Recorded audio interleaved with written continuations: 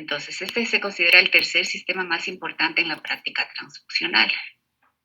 Fue el primer sistema de grupo sanguíneo descubierto por la prueba de Coombs. El KEL1 es 3 veces más inmunogénico que el C y el E del grupo RH. Es 20 veces más inmunogénico que los demás antígenos y es 6 veces menos inmunogénico que el D. Entonces el D es más potente. Miren, cuando tengo una incompatibilidad de RH es más problemático, digamos. Entonces la posibilidad de sensibilización al transfundir una unidad de sangre KEL positiva a un KEL negativo es de aproximadamente 10%. Entonces, esto no se presenta mucho. Por ejemplo, en nuestra población, acá no hemos estudiado cuáles son los sistemas de grupos sanguíneos que predominan en nuestra población, no hemos estudiado. Entonces, acá me han dicho en el servicio de medicina transfusional que, por ejemplo, en el año encuentran 2 pacientes KEL positivos. Entonces, es bajísima la incidencia de este sistema acá en nuestra población. Y aquí está la nomenclatura y todas las posibilidades. Miren, aquí, por ejemplo, el KEL1 tiene una metionina en la posición 128, el KEL2 tiene una treonina en la posición 193. Entonces, es un cambio de aminoácido que nos da los diferentes KEL. El KEL3, por ejemplo, tiene un triptófano en la posición 281 de la proteína. Una proteína puede tener hasta 5.000 aminoácidos. Entonces, este KEL es una proteína también. Dijimos que los antígenos pueden ser proteínas o carbohidratos. Entonces tiene un triptófano en la posición 281 de la proteína. Aquí el KEL4 tiene una arginina en esta posición, el KEL21 una glutamina, el KEL6 una prolina, el KEL7 una leucina. Entonces son diferentes aminoácidos en diferentes posiciones. Mira aquí en la misma posición, aquí tienen en la misma posición. Si es metionina ya es KEL1, si es treonina es KEL2. En la 281 en esa misma posición, si es triptófano el aminoácido nos da el KEL3, si es una arginina el KEL4, si es una glutamina el KEL21. Y en la posición 597, si es una prolina, nos da el KEL6, si es una leucina, el KEL7. Entonces, simplemente un cambio de aminoácido en alguna posición de la proteína que nos va a dar los diferentes tipos de KEL.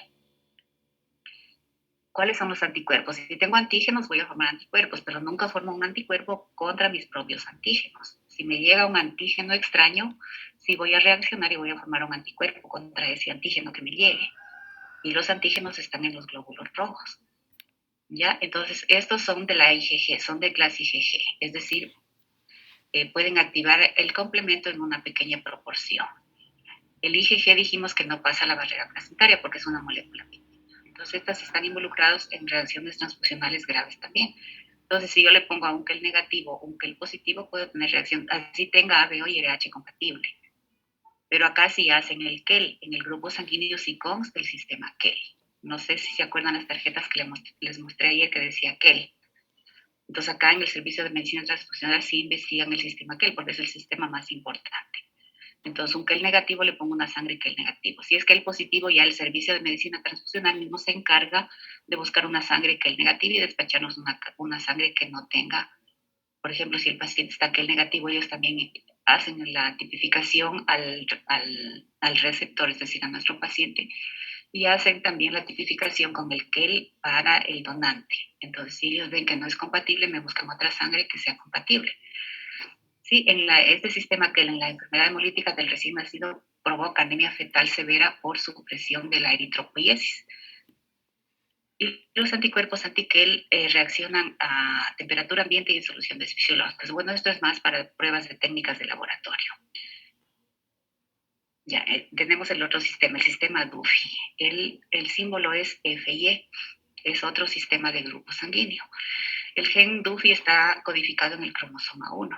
El cromosoma nuestro 1 es el que codifica para que formen ahí en el cromosoma 1, digamos, están todas las recetas para que las copie el RNA mensajero, vaya al citoplasma y sintetice todas estas proteínas. Entonces, en el sistema DUFI tenemos 6 antígenos, DUFI A, DUFI B, DUFI 3, 4, 5 y 6.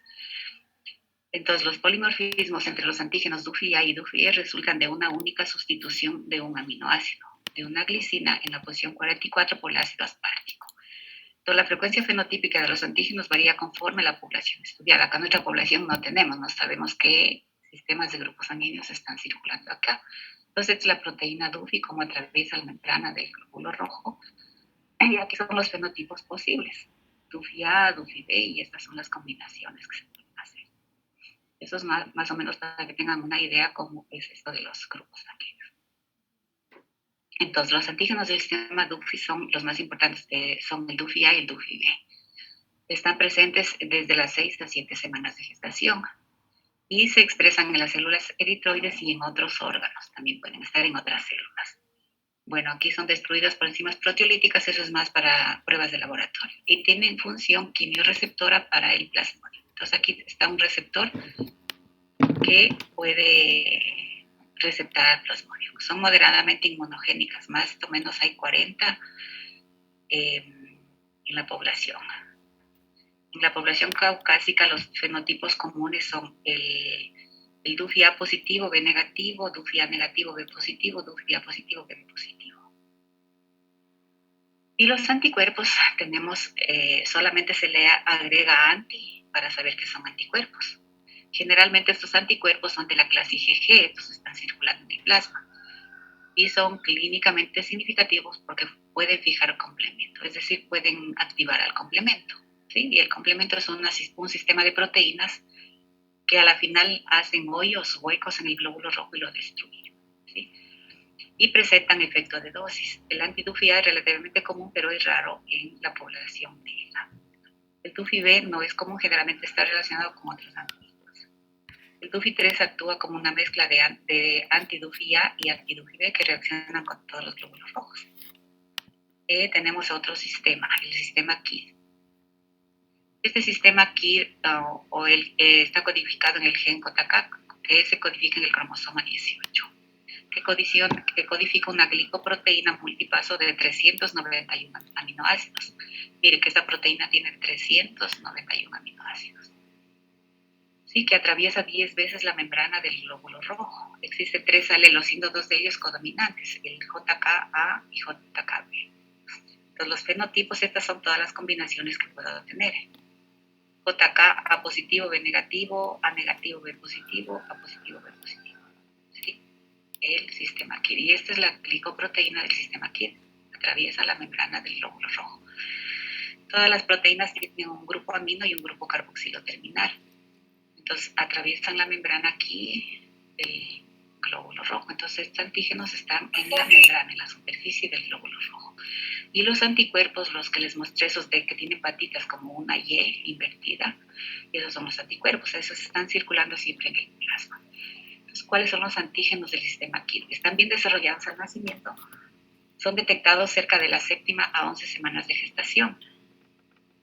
Estos antígenos son de moderada inmunogenicidad, es decir, que no pueden producir ya inmediatamente full anticuerpos. Son de moderada, pueden irlos produciendo poco a poco. Estos sistemas son 3 del sistema KID, el JKA, B y 3. Tienen también funciones, función de transporte de urea, preservando la estabilidad osmótica y deformidad del glóbulo rojo. Y es bueno, estos antígenos son resistentes al tratamiento enzimático. Y estos son los fenotipos, es decir, las combinaciones que puedo tener en el sistema KID, igual que los otros anteriores. El JK, A positivo, B negativo, A positivo, B positivo, A positivo, B positivo, o los dos negativos. Y esta es la frecuencia según las razas. Y este es el genotipo, el gen que los va a codificar. Y los anticuerpos, tenemos el anti-JKA, anti-JKB, son de baja frecuencia. Pueden producir reacciones transfusionales hemolíticas inmediatas y tardías también, que pueden ser graves. Generalmente son de la clase IgG, es decir, que no pasan la barrera, pero sí pueden fijar complemento, pueden activar el complemento y destruir el glóbulo rojo. El anticuerpo anti-JK3 producido por individuos del fenotipo silencioso. Entonces, si no tengo antígenos JK, voy a tener los anticuerpos. Sí, y la enfermedad hemolítica del recién nacido puede ser rara o moderadamente severa. Y los anticuerpos del sistema KID muchas veces pueden pasar sin que sean detectados en las pruebas pretransfusionales y pueden producir una reacción transfusional. Cuando los investigamos a estos, nosotros generalmente solo hacen ABO, RH y KEL, los 3 sistemas. Si está compatible, se transfundió. Pero no estamos estudiando estos otros sistemas.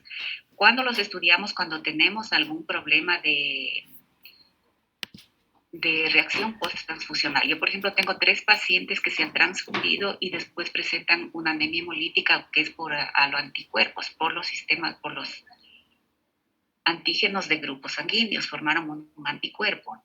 Tengo 3 pacientes. El uno tiene un anticuerpo C menor, el otro tiene un anticuerpo E menor y el otro tiene un C mayor. Entonces tengo 3 pacientes que están recibiendo corticoides, que están un poquito ictéricos, que están con bilirrubina indirecta un poquito alta y que producen hemólisis y producen un poco de anemia. Entonces a ellos se les da corticoide en dosis bajas. Pero cuando estudiamos esto, cuando ya tenemos la reacción, es decir, viene un paciente, me mandan acá me dicen anemia, pero ya cuando se investiga y todo, si se transfundió, notó que después de la transfusión, 1 o 2 meses, empezó a ponerse amarillo. Entonces ahí hacemos un panel globular. En el panel globular sí investigamos todos estos sistemas de grupos sanguíneos. Ya vamos a ir viendo poco a poco esto, ¿sí? Entonces se recomienda verificar los registros anteriores de los pacientes y fenotipar las bolsas en caso de una prueba de CUMS positiva. Los fenotipar ya dijimos que es investigar el C y el E del grupo RH. Ya, aquí tenemos otro sistema, el MNS. Los antígenos de este sistema son codificados por 2 genes, el GIP-A y el GIP-B, altamente homólogos y presentes en el cromosoma 4. Entonces, el cromosoma 4 es el que codifica para estas proteínas. Es el segundo sistema de diversidad antigénica después del RH. Está compuesto por 43 antígenos. Miren que cada sistema tiene cualquier cantidad de antígenos y la cantidad de anticuerpos. Todos los antígenos del MNS están relacionados con cialoglicoproteínas, con la glicoforina A, glicoforina B, que son también proteínas transmembrana. Y los antígenos tenemos el MLM. Están ubicados en este GIP-A, que es una secuencia de 131 aminoácidos. Mire que esta proteína tiene 131 aminoácidos también. Entonces aquí tenemos una M serina en la posición 1 y glicina en la posición 5. Y el N tiene una leucina en la posición 1 y un ácido glutámico en la posición 5. Entonces son diferentes cambios de aminoácidos que me dan las diferentes proteínas. Por ejemplo, el M, los antígenos M y el antígeno S, N. El antígeno S mayúscula, S minúscula y U mayúscula están ubicados en el GIP-B, una secuencia que es una secuencia de 72 aminoácidos. El S mayor, por ejemplo, tiene una metionina en la posición 29 y el S menor tiene una treonina en esa misma posición. Y aquí tenemos los antígenos. ¿Ya? Esta es la glicoproteína que atraviesa la membrana del sistema MNS. Entonces, la mayoría de antígenos están bien desarrollados en el nacimiento y están específicamente ubicados en los glóbulos rojos. En negros encontramos el fenotipo S y S. Ellos no presentan el antígeno de alta frecuencia U. Los antígenos MN, S mayúscula y S minúscula son generalmente destruidos con el tratamiento de enzimas proteolíticas. Y esta es todas las combinaciones que podemos tener. MNS1, 2, 3, 4 y 5. Y aquí tenemos los anticuerpos, anti-M, anti-M. Normalmente son IgM, es decir, no pasan la barrera placentaria. Son anticuerpos fríos, pero son sin importancia clínica.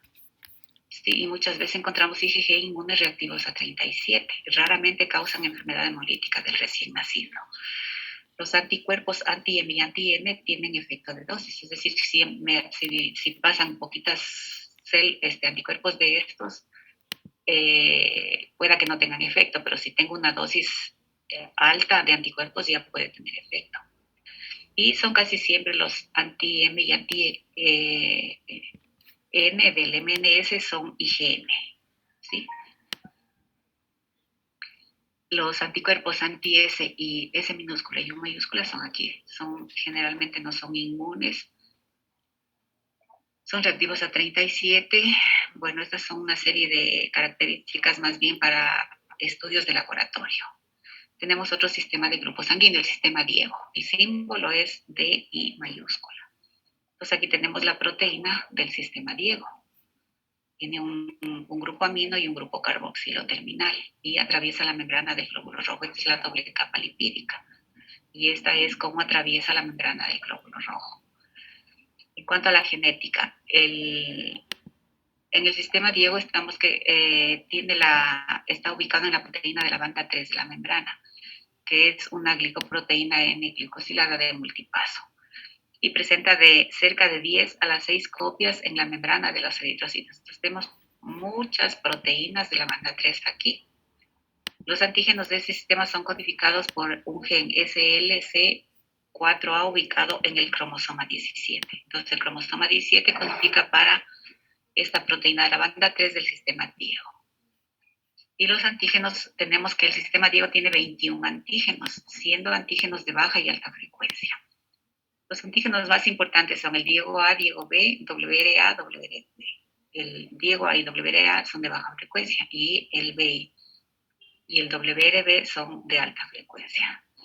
El antígeno DIA es predominantemente entre los individuos de origen asiático. En Brasil, los estudios que comprueban la incidencia de este fenotipo en los indígenas es del 54%, en esta otra raza de 36% y en esta otra población, bueno, aquí no la tenemos.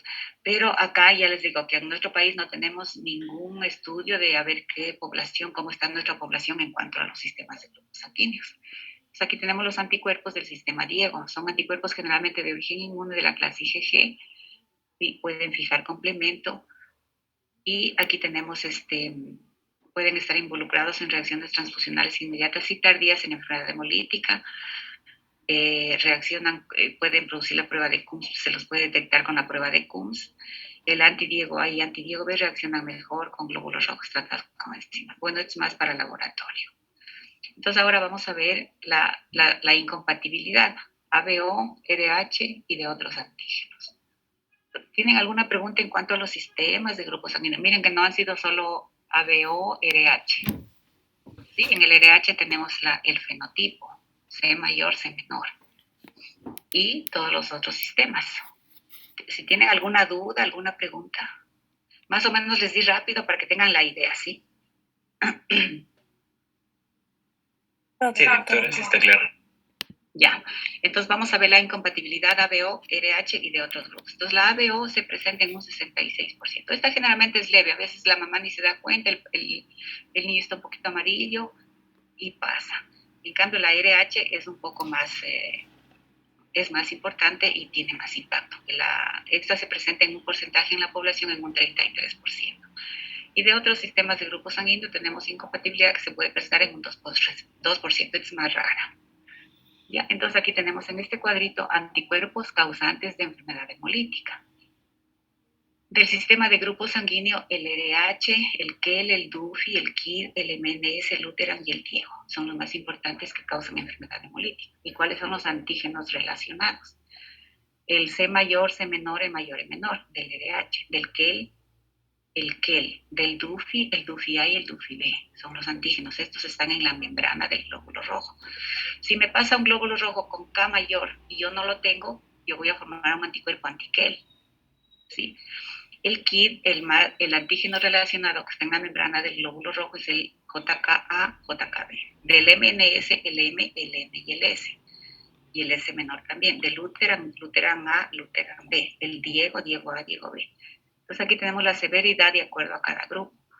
El C mayor puede producir una severidad de leve a moderada, estos también de leve a moderada, de leve a moderada, de leve a moderada con hidrops fetal. El hidrops fetal es cuando el bebé se hincha, sale muy hinchado, ¿sí? Porque pierde proteínas, pierde albúminas y sale el líquido al tejido. Entonces el bebé sale súper hinchado. Ya les voy a mostrar algunas fotos.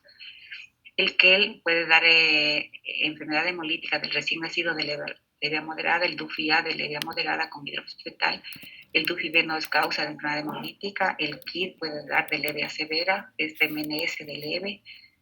El S, los dos S, tanto mayúscula como minúscula, de leve a severa. El Luteran A y B de leve, el Diego leve a severa. Entonces, estos son los sistemas de grupos sanguíneos relacionados en la enfermedad hemolítica y aquí estamos los antígenos que están en las membranas de los glóbulos rojos. Y si me llega un antígeno que no es mío, yo voy a formar un anticuerpo para tratar de destruir este antígeno que es extraño, que no lo reconozco. Por eso decimos que tenemos antígenos y anticuerpos naturales, que son propios nuestros. Entonces, si tenemos un antígeno, forma un anticuerpo no contra mi antígeno, sino contra cualquier otro antígeno.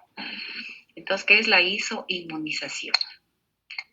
La isoinmunización se refiere a la inmunización por estos sistemas de grupos sanguíneos. Se llama isoinmunización o aloinmunización. Entonces vemos que hay 20 grupos sanguíneos y más de 60 antígenos eritrocitarios. Entonces toda persona que carece de un antígeno eritrocítico específico puede producir un anticuerpo cuando se expone este sería un antígeno en caso de una transfusión o en caso de un embarazo. Entonces, si me llega un glóbulo rojo que tengo un antígeno que yo no lo reconozco, voy a formar un anticuerpo. La mayoría de las personas son portadoras de por lo menos un antígeno eritrocítico heredado del padre, pero que falta en su madre. Ella puede sensibilizarse y desencadenar una respuesta inmune. Es decir, si una mamá RH negativo se embaraza y el bebé es RH positivo que lo hereda del papá, la mamá no tiene la proteína D. Si le llega la proteína D, va a formar un anticuerpo anti-D. Entonces aquí tenemos nuevamente los anticuerpos relacionados con la enfermedad hemolítica del recién nacido con significación clínica. Del sistema RH, el D, el C, el E, del DUF y el DUF-B, del KEL, el anti-KEL, del sistema KID, el anti-JKA, JKB, el sistema ABO, el anti-A y anti-B. Estos anti-A son los anticuerpos que están circulando en el plasma, estos están libres en el plasma. Solo cuando tengo una reacción antígeno-anticuerpo se pegan al antígeno de la membrana, ¿sí? Entonces, en una mamá, por ejemplo, RH negativo que no tenga la proteína D y el bebé sí la tenga, pueden pasar algunos glóbulos rojos en donde tengo el antígeno, acá la mamá, y la mamá lo reconoce como extraño, entonces va a formar un anticuerpo anti-D.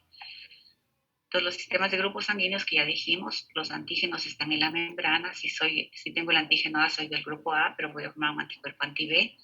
Si tengo el antígeno B en mi membrana, soy del grupo B y voy a formar anticuerpos anti-A. Si soy del grupo AB, tengo los dos antígenos y no voy a formar anticuerpos porque me autodestruiría. Por eso les decía que tenemos antígenos y anticuerpos naturales. El grupo O no tiene antígenos en su membrana, por eso es dador universal, pero en paquete, no en plasma. En el plasma tengo anti-A y anti-B, que son los anticuerpos. Todos los antígenos son proteínas que están aquí en la membrana del glóbulo rojo, proteínas o carbohidratos. Los anticuerpos siempre son proteínas. Por ejemplo, es una IgM. Sí, son IgM. Ya, entonces la producción de un grupo específico de anticuerpos en la mujer contra antígenos de la misma especie, pero ausentes en ella. Entonces esa es la definición de enfermedad hemolítica. Va a producir anticuerpos contra un antígeno que no es de ella, contra un antígeno extraño que ¿quién le pasó? El bebé que heredó una sangre del papá. Sí, entonces es el desarrollo de anemia fetal, enfermedad hemolítica del recién nacido. Desarrollo de anemia fetal o neonatal secundario a un fenómeno de hemólisis de origen inmunológico. No son autoanticuerpos, los autoanticuerpos son otros. Estos son, en cambio, por eso se llama aloinmunización o isoinmunización. Depende de los viene de los antígenos y anticuerpos de los sistemas de grupos sanguíneos. Entonces aquí vamos a ver primero la incompatibilidad ABO. Es la causa más frecuente de incompatibilidad hemolítica en el recién nacido. La anemia resultante es leve, presenta anemia neonatal e ictericia. Ictericia porque se destruyen los glóbulos rojos, se produce la bilirrubina indirecta y nos va a dar ictericia, a expensas de bilirrubina indirecta. La ABO se presenta en lactantes primogénitos, puede afectar a embarazos futuros. Entonces, como les decía, la mamá es O, pero ya tiene el anticuerpo anti-A y anti-B listo, ¿no es cierto? Aquí, la mamá es O, siempre se presenta en mamás del grupo O. Entonces, la mamá ya tiene los dos anticuerpos, los tiene ahí, y no tengo antígenos, tengo mis dos anticuerpos. Pero a mí misma no me pasa nada, porque si tengo un antígeno anti-A, y viene un anticuerpo. Si tengo un antígeno A, por ejemplo, aquí, tengo un antígeno A y me viene un anticuerpo anti-A, este se va a unir con este, ¿sí? Antígeno con anticuerpo. Antígeno con antígeno no pasa nada, antígeno con antígeno no pasa nada. Anticuerpo con anticuerpo no pasa nada, porque estos están libres, no tienen dónde unirse. Pero un antígeno A con un anticuerpo anti-A, aquí sí produce una reacción hemolítica. Entonces, en la incompatibilidad ABO, la mamá tiene que ser grupo O. ¿Por qué? Porque ella tiene los dos anticuerpos. Si viene un bebé de grupo A, la mamá ya tiene los anticuerpos anti-A que lo va a hemolizar. Y si viene un bebé grupo B, la mamá ya tiene un anticuerpo anti-B que lo va a hemolizar.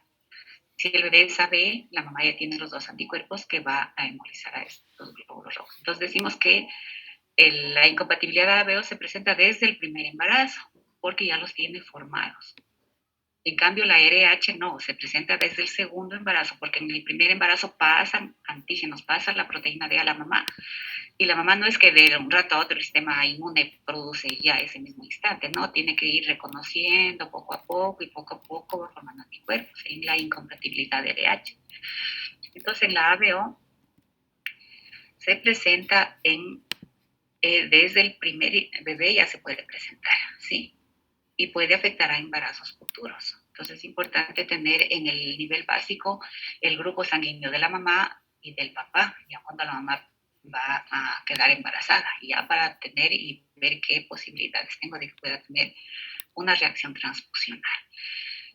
La frecuencia de la incompatibilidad ABO se presenta cerca de 20% de embarazos. 2% de casos puede presentarse hemólisis grave. Entonces, es rara la hemólisis grave en la incompatibilidad ABO. En cambio, en la incompatibilidad a RH, se presenta en raza blanca en un 15%, afroamericana es más rara, 5 a 8%, y en asiática 1 a 2%. 10% de las mujeres blancas son RH incompatibles, es decir, 0%. 0% de mujeres blancas son RH incompatibles. ¿Cuáles son las manifestaciones clínicas de la incompatibilidad ABO?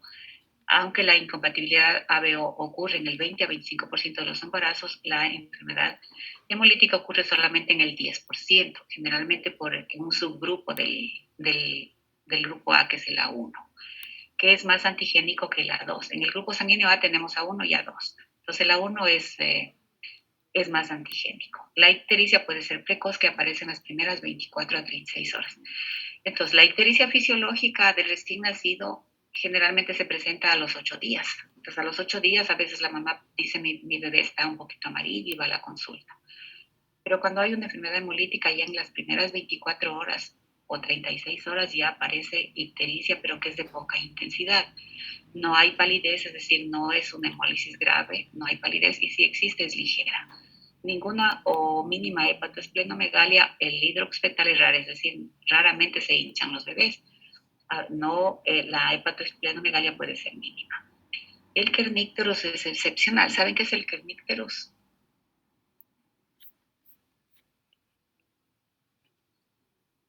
Sí, doctor, es una complicación que presentan los niños por la ictericia que provoca acumulación de bilirrubina a nivel cerebral. ¿Ya? Entonces, el kernicterus generalmente se presenta cuando ya tengo 20 gramos de L de bilirrubina indirecta. Entonces, esta bilirrubina puede pasar la barrera hematoencefálica, puede impregnarse en los ganglios basales del cerebro y me pueden dar problemas posteriores, problemas neurológicos. Entonces, el kernicterus es excepcional porque es una hiperbilirrubinemia leve, ¿sí? Puede llegar a 12, 15. Anemia casi muy mínima anemia. Y esto solo se trata con fototerapia. Y la anemia tardía también puede ocurrir. Los neonatos asiáticos y africanos, a menudo el grupo B, sufren de una enfermedad más severa que los caucásicos. Ya, en cuanto a los exámenes de laboratorio, ¿cómo que vamos a encontrar? Hemoglobina normal o ligeramente disminuida, que puede llegar a 10 a 12. Pero los neonatos, ellos tienen hemoglobinas, por ejemplo, de 15, 18. Tienen estas hemoglobinas altas ellos. Pero miren, acá ya tengo un poco de anemia con 10 a 12. Los reticulocitos están aumentados, mayor al 6%. Eso indica que se están destruyendo los glóbulos rojos y que tengo una respuesta de médula adecuada. Entonces, reticulocitos altos. Entonces, en este paciente siempre vamos a pedir biometría con el frotis, a ver si hay eritroblastos y los reticulocitos. Podemos ver eritrocitos nucleados, que son los eritroblastos. Pueden haber microesferocitos, microesferocitosis marcada. Los microesferocitos son cuando los glóbulos rojos pierden membrana en la hemólisis y se van haciendo más pequeñitos. Son glóbulos rojos pequeñitos, microesferocitos. En toda anemia hemolítica voy a encontrar estos microesferocitos. La policromatofilia está dada por los reticulocitos. Los reticulocitos como todavía son inmaduros, todavía tienen ribosomas, tienen una coloración ligeramente azulada. Entonces, los policromatófilos son glóbulos rojos que tienen un tinte azulito. ¿Sí? Acantocitos y anisocitos, es decir, hematíes un poco rotos. La bilirrubina ligera a moderadamente aumentada. 10 a 20% alcanza 20 miligramos de él. Entonces, con 20 miligramos ya es peligroso un kernípteros, por eso es que hay que hacerles fototerapia lo más temprano. La CUMS indirecta frecuentemente es positiva. La CUMS indirecta nos detecta anticuerpos que están libres y la CUMS directa nos detecta anticuerpos que están pegados en la membrana. La CUMS directa generalmente es negativa, pero sí tiene anticuerpos en el plasma. Entonces, si encontramos una CUMS indirecta en el neonato, hay que hacer cuando encontramos la prueba negativa, hay que hacer una prueba con elusión de Matías. ¿Qué es la elusión de Matías? Es cuando en el laboratorio, por ejemplo, el neonatólogo dice, no, mi paciente está ictérico y le salió la CUMS negativa. Entonces, ¿yo qué hago en el laboratorio? Lo someto a esto, 1 centímetro de sangre en un tubito de vidrio, lo someto a congelación de menos 30, 40 grados. Puede ser por 1 hora. Y después lo saco rápidamente y lo meto a este tubito en el baño María. Entonces, ese cambio de temperatura brusco hace que se rompan los hematíes y liberen los anticuerpos. Y ya con ese centrifugado de esos anticuerpos que los tengo en el tubo, hago la prueba de CUMS y me puede salir ya positiva. Esa es una prueba con elusión de anticuerpos. Entonces, los isoanticuerpos naturales pueden estar normales o moderadamente aumentados y los isoanticuerpos inmunes muy aumentados, más en el suero materno. Entonces, por ejemplo, si tengo una incompatibilidad de RH, si la mamá es RH negativo y le llega un RH positivo, va a formar anticuerpos. Entonces, estos isoanticuerpos pueden estar en el suero materno en más cantidad. Por eso es que en la paciente embarazada que es RH negativo siempre se le hace CUMS indirecta, porque voy a encontrar los anticuerpos libres en el plasma con la CUMS indirecta. Entonces, en una embarazada siempre se hace, por ejemplo, tengo una embarazada que me llama su centro RH negativa, a ella tengo que pedirle CUMS indirecta, ¿sí? Cada mes, cada 2 meses, cada 15, dependiendo. El tratamiento de la incompatibilidad de ABO, entonces, es fototerapia, se recomienda ante toda ictericia precoz, para evitar que nos suba y nos pueda dar kernípteros. La inmunoglobulina se da si el aumento de bilirrubina es mayor a 0,5 miligramos cada hora, va subiendo, o la bilirrubina indirecta está mayor a 12. Y la dosis de la inmunoglobulina son 500 miligramos por kilo, que se da intravenoso y se pasa en 4 horas. ¿Sí? Entonces, la inmunoglobulina generalmente en el adulto es 1 miligramo kilo, pero aquí en estos neonatos se da la mitad, 500 miligramos kilo. ¿Qué otro tratamiento podemos hacer? La exsanguinotransfusión. Es pocas veces necesario. Acá casi no les gusta hacer exsanguinotransfusión porque eso significa canalizar venas umbilicales. Entonces se saca la sangre por ahí y se pone plasma. Esa es la exsanguinotransfusión, pocas veces necesario. Entonces esto se hace cuando la bilirrubina sube 0,5 miligramos por decilitro y por hora, a pesar de la fototerapia. Entonces si lo pongo en fototerapia y me sigue ictérico, sigue subiendo la bilirrubina, ya a veces es necesaria la exsanguinotransfusión, pero pocas veces es necesario en incompatibilidad de ABO. Entonces, cuando la bilirrubina es mayor a 20, también raramente necesita repetir la exsanguinotransfusión. A veces con una sola exsanguinotransfusión ya es suficiente. En el hidrops fetalis hay que hacer transfusión de glóbulos rojos y después exsanguinotransfusión. Entonces, cuando el paciente está ictérico, hinchado, entonces ahí sí se transfunde glóbulos rojos para la anemia que tiene y después se hace la exsanguinotransfusión.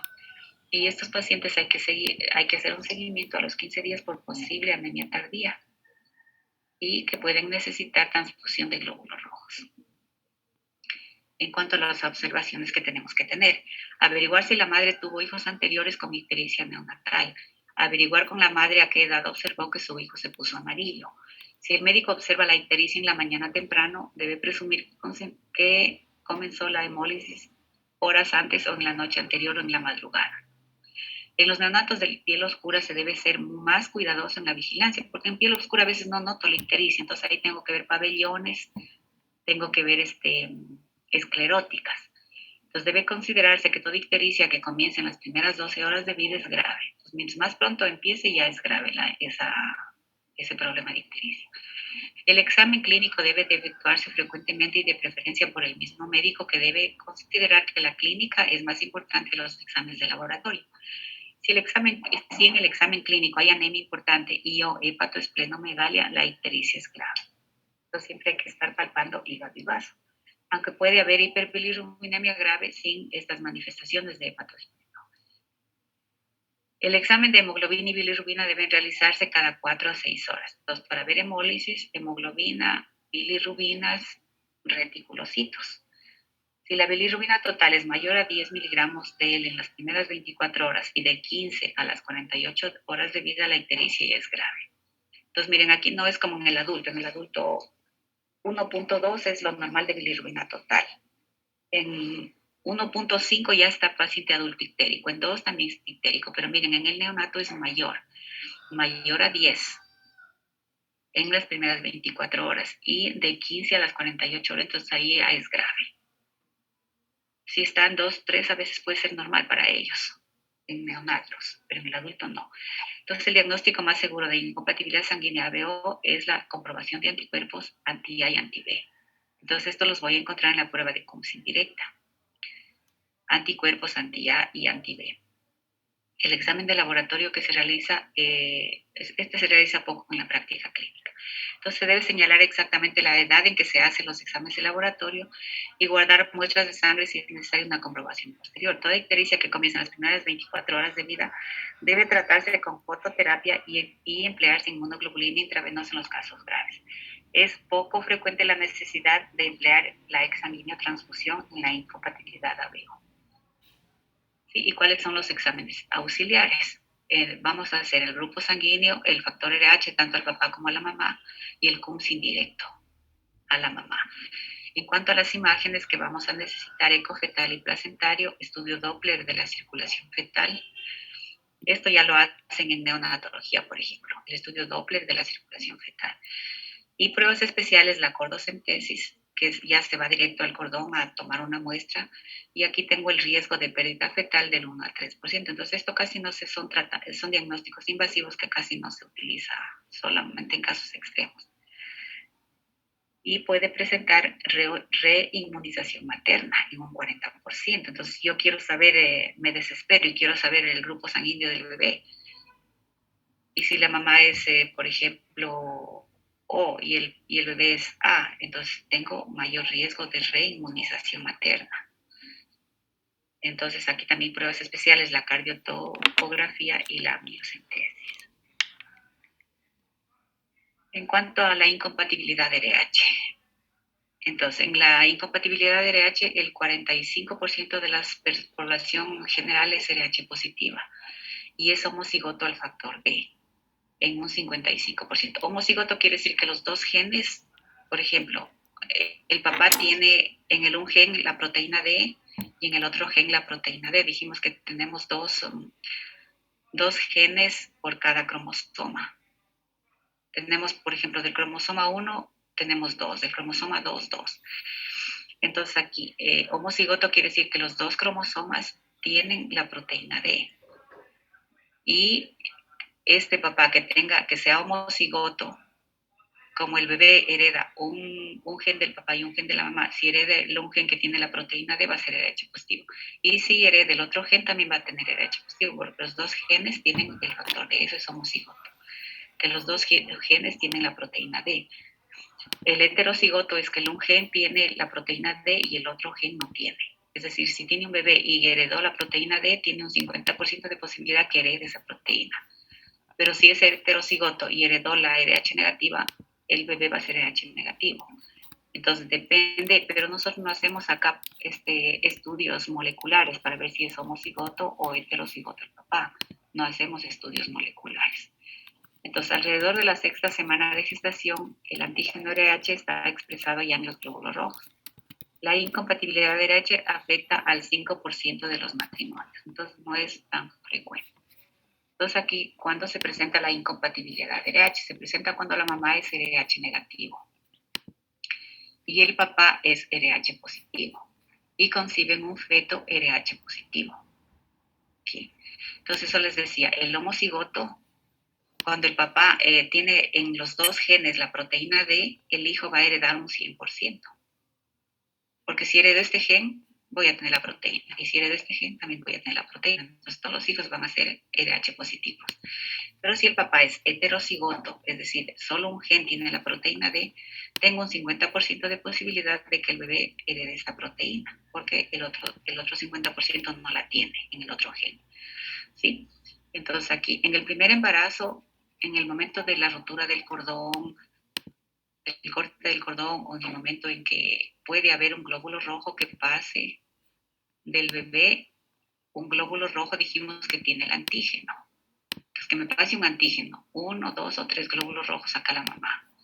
Entonces, en el primer embarazo no va a pasar nada, porque ese primer embarazo es de sensibilización. Entonces, le llegó un RH acá.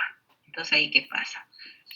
Le llegó un RH acá y el sistema inmune lo va a reconocer a ese antígeno y va a formar un anticuerpo. Entonces, posiblemente en el segundo embarazo ya tiene la mamá listo el anticuerpo, que si tiene el bebé otra vez positivo lo va a hemolizar acá, porque ya lo tienen para el segundo embarazo, ya lo tiene listo el anticuerpo, ya lo formó el anticuerpo. Sí, entonces, ¿cómo se llama más a esta anemia hemolítica del recién nacido? También se le llama eritroblastosis neonatal, anemia hemolítica del recién nacido, anemia congénita del recién nacido, eritroblastosis fetal, icterus grave neonatorum o incompatibilidad de RH. Acá se le dice eritroblastosis neonatal o incompatibilidad de RH. Entonces, ¿qué se presenta en la incompatibilidad de RH? Nos da una expresión multisistémica en el feto o en el neonato, secundario a la hemólisis de los eritrocitos fetales, por inmunoglobulinas presentes en el suero materno. Entonces, en el segundo embarazo ya puede presentar todo esto. Las manifestaciones clínicas, o a veces en el primer embarazo, ¿por qué? Porque tuvo un aborto previo. Puede ser un aborto clandestino a veces o un extrauterino. Y que no, ya fueron años atrás y no se acuerda la paciente. Y cuando está embarazada, en el primer embarazo ya le puede dar este problema, pero fue porque ya se sensibilizó previamente o hizo un pacto de sangre que se sensibilizó previamente al primer embarazo o compartió jeringuillas, ¿sí? Entonces ya se sensibilizó previamente y ya nos puede dar este problema en el primer embarazo, pero en realidad es la segunda sensibilización. ¿Sí? Entonces las manifestaciones de la incompatibilidad de RH son múltiples y de gravedad variable que incluyen estos: anemia, insuficiencia cardíaca. ¿Por qué la insuficiencia cardíaca? Porque tengo anemia, tengo pocos glóbulos rojos. ¿Qué pasa con el corazón? Tiene que bombear más sangre, tiene que hacer más latidos para oxigenar los tejidos, sobre todo el tejido cerebral. Entonces nos puede dar insuficiencia cardíaca porque ese corazón está bombea. En médula ósea metaplasia medular, es decir, la médula ósea produce 6 a 8 veces más glóbulos rojos que se destruyen en la periférica, ¿sí? Hidrops fetal, porque se pierden albúminas y va a salir líquido de la circulación a los tejidos, ese es el hidrops fetal. Hiperbilirubinemia por destrucción de glóbulos rojos y muerte fetal y neonatal. Entonces, esta enfermedad hemolítica es el paso de eritrocitos fetales a la madre, que son antígenos heredados del padre, pero que estos antígenos no posee la madre, entonces va a formar la mamá los anticuerpos. Ya, la sensibilidad, ¿de qué depende? De la cantidad del inóculo o paso de glóbulos rojos fetales a la mamá. La coexistencia de incompatibilidad ABO, o sea, puede hacer que la mamá sea O negativo y el bebé sea A positivo, entonces voy a tener doble incompatibilidad, tanto ABO como RH.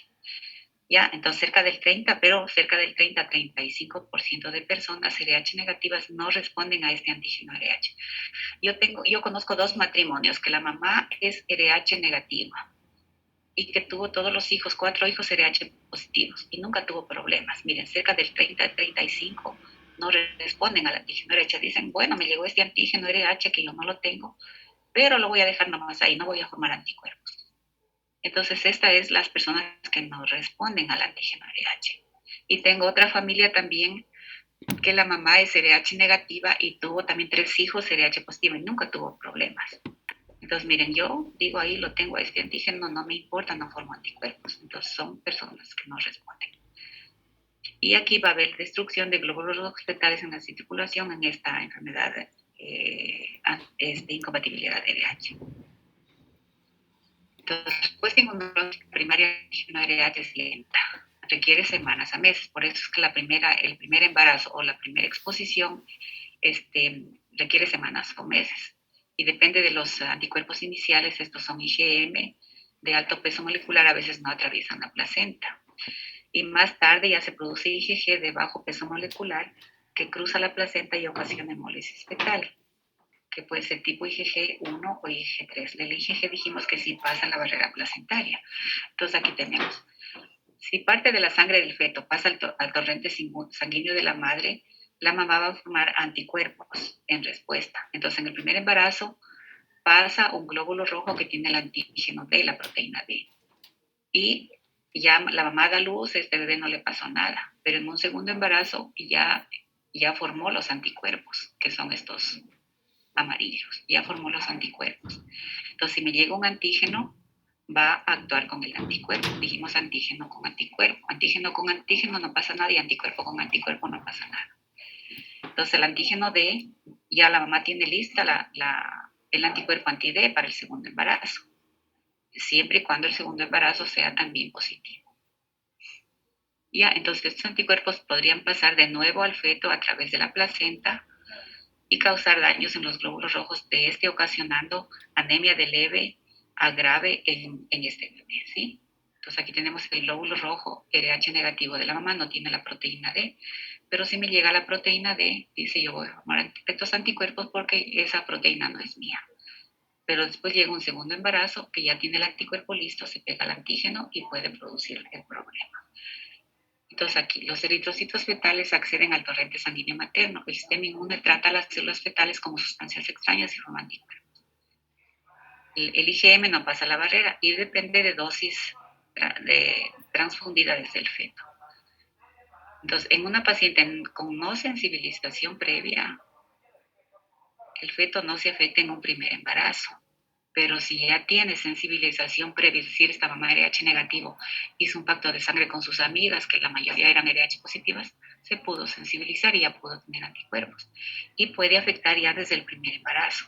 Entonces, por eso, por ejemplo, en otros países hacen campañas en las escuelas y colegios, hacen a todas las niñas el grupo sanguíneo. Si es una mamá RH negativa, las agrupan y les dan charlas y les dicen no pueden hacer pactos de sangre, no pueden estar en contacto con sangre, no pueden tener heridas que se pueden sensibilizar y después ya pueden tener problemas cuando quieran concebir un bebé.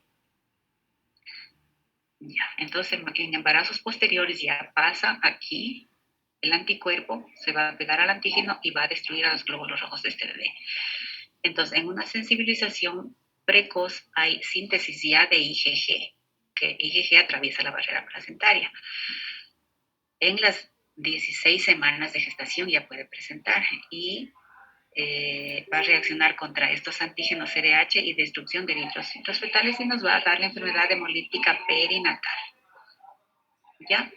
Entonces, la destrucción de glóbulos rojos que nos va a dar anemia. La destrucción de glóbulos rojos, cuando se destruyen estos glóbulos rojos, va a liberar la ruptura de la hemoglobina, va a liberar bilirrubina indirecta, entonces nos va a dar ictericia.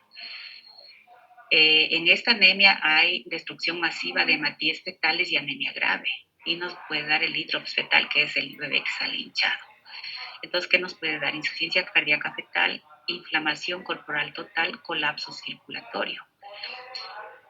Cuando hay anemia, hay una eritropoiesis de la médula exagerada, vamos a tener en sangre periférica muchos eritroblastos, va a producir lesión hepática, hipoproteinemia, que nos va a dar el edema. Puede dar convulsiones ya cuando la bilirrubina pasa de 20 y va a los ganglios basales del cerebro, convulsiones, daño cerebral, sordera y muerte. Entonces, la ictericia severa, hepatomegalia nos va a dar kernicterus, que son depósitos de bilirrubina en los ganglios basales del cerebro. ¿Ya? Entonces aquí tenemos un algoritmo. Cuando tengo anticuerpos anti-RH en el feto, va a destruir, va a producir hemólisis, hiperbilirrubinemia, anemia hipoxemia, anoxia tisular, muerte del tejido, hemorragia, falla cardíaca, aumento de eritropoiesis extramedular, hiperplasia del sistema, hiperplasia de las células en la médula ósea, hepatomegalia, insuficiencia hepática, que nos puede dar hemorragia grave. El hígado que ya no funciona, se dañó el hígado y ya no produce las proteínas de coagulación y nos va a dar hemorragia y edema. Hipertensión portal, con disminución de la perfusión placentaria, edema de vellosidades, hipoproteinemia y el hidrops. ¿Sí? Hipoplasia pulmonar. Entonces, ¿cuáles son los factores influyentes en la incompatibilidad de RH? Presencia concomitante de incompatibilidad ABO y RH. Entonces, los factores influyentes, un embarazo extrauterino ya puede sensibilizar a una mamá RH negativa. Cuando hago biopsia de vellosidades coriónicas, por alguna otra situación, amniocentesis, cordocentesis, cuando ya voy a hacer tratamientos invasivos. En drogadicción también, cuando se comparten jeringuillas. Desprendimiento placentario también, versión externa del útero, operación cesárea, alumbramiento manual y en abortos. Entonces, hay que detectar a las pacientes de riesgo de inmunización de RH. Entonces, ¿cuáles son las pacientes de riesgo? Cuando el papá es RH positivo y la mamá es RH negativo. Entonces, desde el primer embarazo hay que hacerle a la mamá CUMS indirecta. Y entonces hay que detectar pacientes isoinmunizadas, preguntar antecedentes obstétricos, abortos, determinación de anticuerpos maternos contra el factor RH, detección de la severidad e isoinmunización RH y ver el grado de anemia perinatal y sus complicaciones. Entonces, ¿qué vamos a hacer? Identificación de pacientes con riesgo de inmunización. Incompatibilidad sanguínea incluye genotipo de cónyuge. Bueno, esto no hacemos para ver si es homo o heterocigoto. Antecedentes maternos sí tenemos que preguntar, evolución de gestaciones anteriores, datos de morbo y mortalidad perinatal, ictericia si ha recibido tratamientos. Si se ha puesto la gamma globulina en partos anteriores, antecedentes de transfusiones. Entonces hay que hacer la CUMS indirecto. Y si la CUMS está positiva, hay que identificar el anticuerpo y hay que titularlo, es decir, qué anticuerpo tengo y cuánto es la titulación. Esto sí hacemos acá en el servicio, ya les voy a mostrar unos ejemplos. Y valorar el grado de riesgo de desarrollar anemia hemolítica. Entonces acá, por ejemplo, hubo una paciente que, bueno, está todavía, creo, en juicio, una paciente de la provincia. Era una paciente RH negativa, que le tocaba la tercera cesárea. Era cesárea, tercera cesárea. Y la mamá llega al ginecólogo, bueno, estaban, me parece ya residentes o internos, no sé. Llega la paciente y dice, doctor, dice, yo desde ayer no siento movimientos fetales y mi barriga está fría, me siento que está fría. Entonces el médico le hace el eco y dice, no señora, todavía ya estaba de 40 semanas. Le dice, no señora, está bien, sus latidos, yo sí le oigo los latidos al bebé. Vaya nomás a la casa, almuerce, báñese y venga a las 6 de la tarde para planificarle la cesárea. Entonces la señora va a las 6 de la tarde, le hacen la cesárea y sale un bebé ictérico con hidrops fetal y sale muerto. Entonces la señora, como le dieron esa expectativa, le dijeron, sí, está bien, hay latido. Incluso la señora oyó latido. Y cuando le hacen la cesárea, el bebé muerto. Entonces la señora dice, me lo mataron el rato que le hicieron la cesárea y sigue un juicio. Ese juicio ya está como 3 años. Entonces miren que eso es súper importante, hacer la tipificación, tanto al papá a la mamá, tenerlos advertidos por posibles complicaciones. Entonces, ¿por qué me enteré de este caso? Porque la fiscalía quiere un informe técnico y nos manda al hospital, un oficio, al ginecólogo, me mandan a mí y al pediatra, que entre los tres leamos este caso y eran 2 tomos, pero de unos 3 centímetros de cada grosor de los 2 libros. Bueno, a leer todito y en realidad se pasaron a 40 semanas, cuando en estos casos tengo que hacer cesárea a las 36 semanas, hacer maduración fetal y cesárea a 36 semanas. Después de eso, el informe de la autopsia no decía que estaba ictérico el bebé, no le habían hecho nunca una CUMS indirecta a la mamá, no le identificaron ni titularon anticuerpos. Después fiscalía tomó una muestra y mandó a algún laboratorio que nunca se supo esos resultados. Entonces nosotros en el informe pusimos que no sabemos qué pasó. El ginecólogo decía, a lo mejor esos latidos era la placenta y no era el bebé, porque la placenta tiene un soplo, tiene un latido y un soplo, como que sopla así, esa es la placenta. Y el latido del corazón, en cambio, es un latido seco, que no tiene un soplo. Entonces dice, a lo mejor se equivocaron y era el latido de la placenta y no era del bebé. Porque si la mamá dijo que siente el estómago que está frío, era que estaba muerto. Y le hubieran dicho, sabe que su bebé está muerto, vamos a hacer la cesárea. Y no le hubieran dado expectativas. Pero dijeron, no, está vivo, vaya nomás, almuerce, bañese y venga para planificarle la cesárea a 6 de la tarde. Bueno, lo hecho que se metieron en lío. El médico decía que el cambio se justificaba diciendo que tienen un eco que no funciona bien, que ya está obsoleto y etcétera, cosas. Y bueno, y después nos manda la fiscalía a nosotros a decir que seamos más específicos, que digamos qué es lo que pasó. Nosotros no íbamos por nuestro informe a condenar a nadie. Entonces, ¿nosotros qué pusimos? Pusimos simplemente que nosotros no somos personal especializados en auditoría médica, que tienen que contratar personales auditores médicos para que hagan la investigación del caso. Y ahí salió ya más de 2 años que no nos han dicho nada. Entonces, miren, hay que tener súper cuidado en esto. En el nivel básico ya tener la tipificación. A veces vienen pacientes de la provincia que dan a luz sin médico. Y en el segundo embarazo ya viene el bebé súper ictérico, va al subcentro y lo mandan acá al hospital.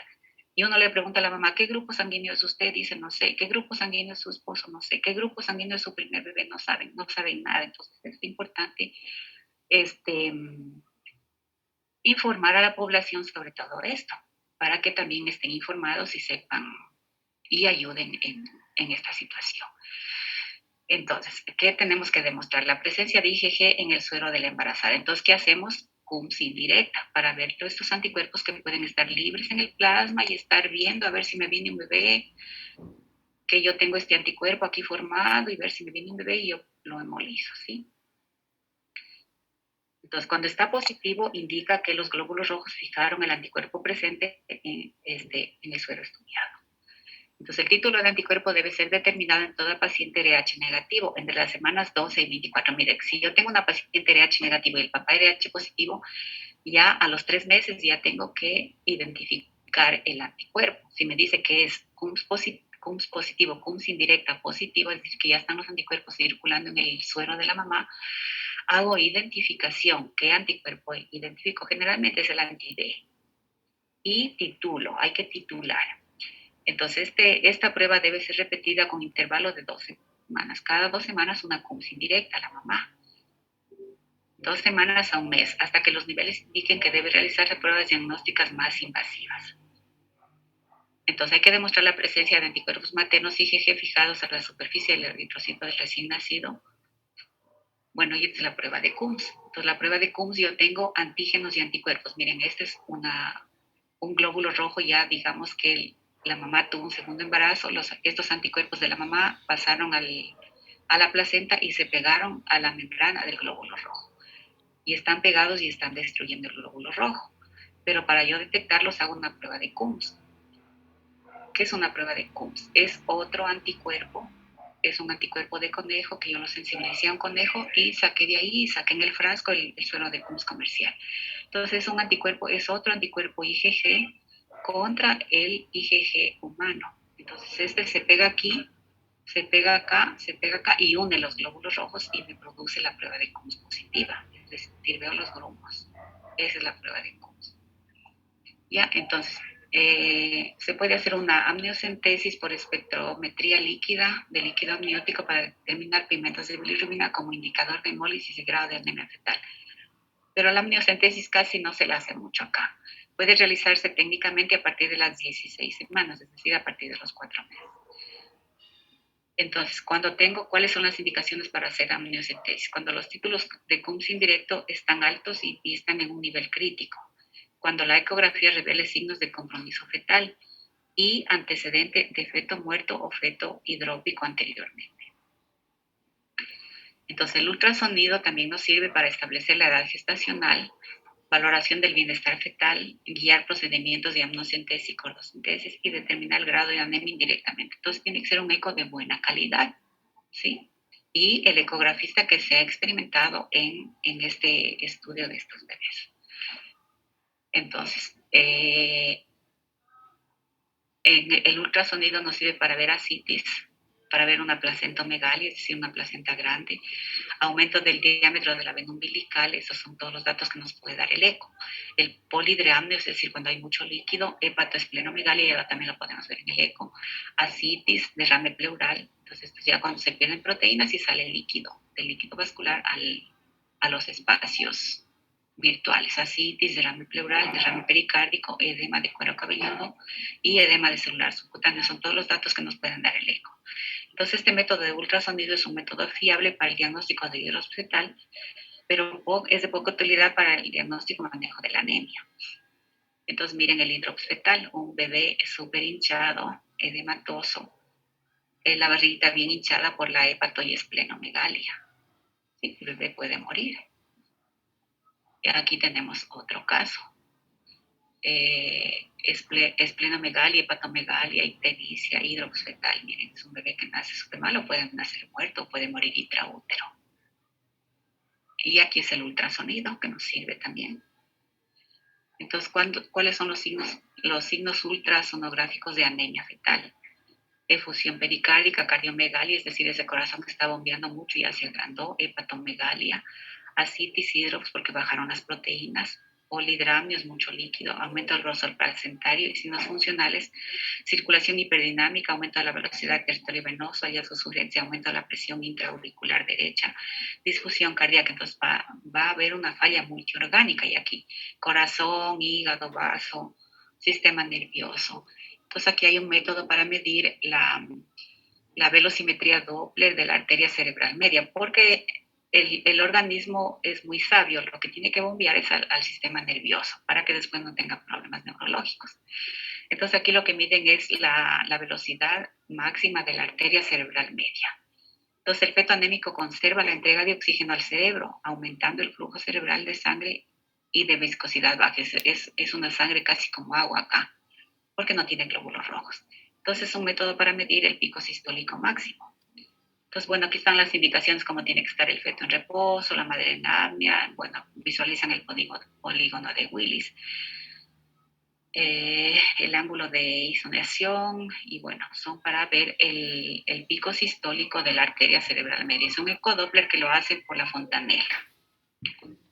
¿Sí? ¿Cuáles son los objetivos del manejo entonces de la incompatibilidad de RH? Disminuir los títulos de anticuerpos maternos, mejorar la anemia fetal, evitar complicaciones y el hidrops fetal y alcanzar la madurez fetal para inducir el parto. Entonces, en estos embarazos solo se llega a las 36 semanas. ¿Sí? Y para alcanzar la madurez fetal, ellos hacen maduración pulmonar, me parece que es con corticoides.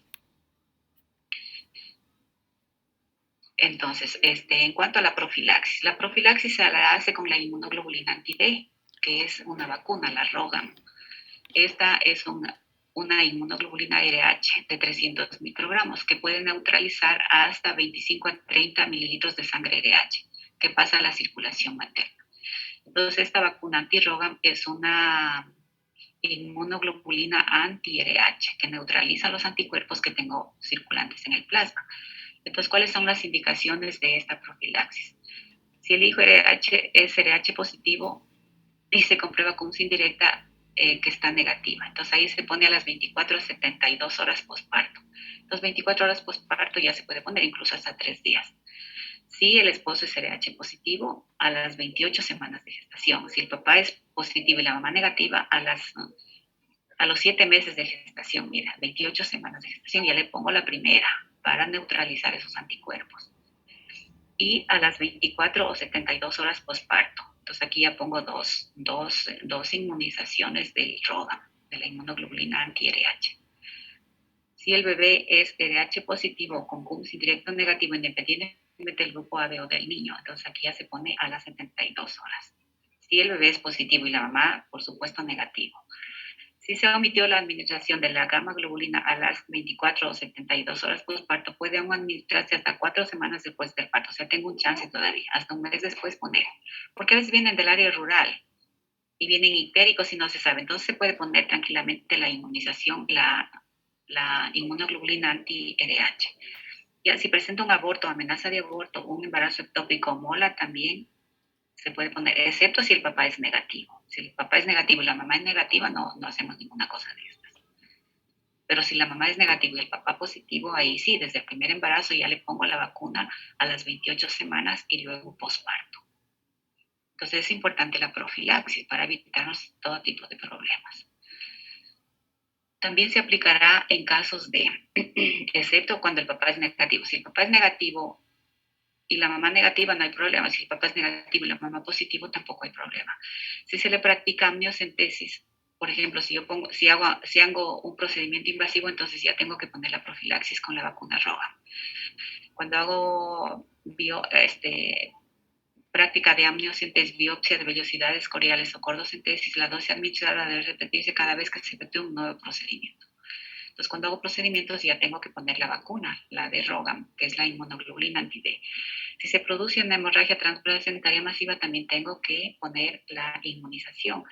Si existe hemorragia en la segunda mitad de embarazo y la mamá es RH negativo y papá positivo, tengo que poner la vacuna de Rogam.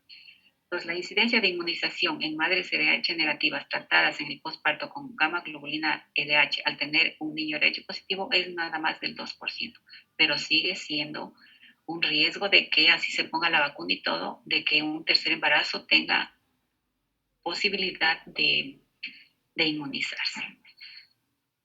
Si se administra además 300 microgramos de gamma globulina hiperinmune a las 28 semanas, entonces la incidencia disminuye al 0,2%. Entonces a los 7 meses pongo la primera vacuna si la mamá es RH negativo y el papá positivo. Y después a las 24, 72 horas postparto. Entonces, ¿qué hacemos? En el primer trimestre de gestación determinar el grupo ABO, RH y la CUMS indirecta. Si el RH es positivo y la CUMS indirecta negativa, hay que repetir a las 24 y a las 34 semanas y hay que hacer un control habitual y hay que hacer un parto a término, pero máximo 38 semanas. Si la mamá es RH negativo y la CUMS indirecta negativa, repetir a las 28 semanas una CUMS indirecta. Si sale positiva ya tenemos que hacer estudio de genotipo paterno, pero esto casi no lo hacemos acá. Sí, entonces el tratamiento, 300 microgramos dentro de las 72 horas postparto si el feto es positivo, 300 microgramos a las 28 semanas si el papá es positivo y la mamá negativo, 300 microgramos de la vacuna durante la primera mitad del embarazo en todas las mujeres en riesgo de hemorragia transplacentaria y durante el primer trimestre puede ser suficiente solamente 50, pero no, aquí ponemos los 300 microgramos de la vacuna. Bueno, esta es una prueba de Lilly para ver zonas de ictericia nada más en el recién nacido. Y esta es la vacuna Roga. Es inmunoglobulina anti-D, neutraliza los anticuerpos maternos. Sí, entonces está indicado 28 semanas y después del parto. ¿Cuándo se puede fracasar en esta profilaxis? Cuando se hace una aplicación tardía. O a veces en el área rural, a veces el paciente no sabe nada, ni siquiera el grupo sanguíneo, o cuando doy una dosis inadecuada, cuando hay una sensibilización durante un embarazo anterior, por ejemplo, o la madre está erróneamente clasificada, decimos SRH positiva y cuando fue negativa. Entonces hay que tener mucho cuidado en la tipificación. O puede ser cuando no se envían muestras de sangre del cordón, yo me puedo equivocar y puedo tomar muestras de la mamá, por ejemplo. Cuando hay falta de profilaxis en síntomas de aborto, cuando hay abortos clandestinos a veces no se hace profilaxis.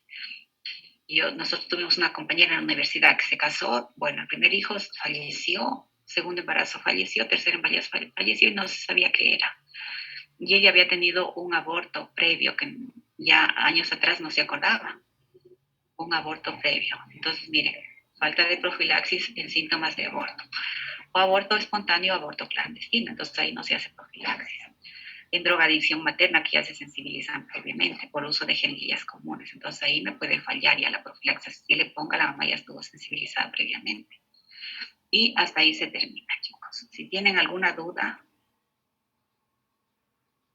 entonces es súper importante Tipificación al papá, tipificación a la mamá cuando son primer embarazos. Siempre en el control del embarazo. E indicarles qué grupo sanguíneo tienen, qué posibilidades tienen de que haya problemas y que tienen que estar pendientes ante cualquier síntoma.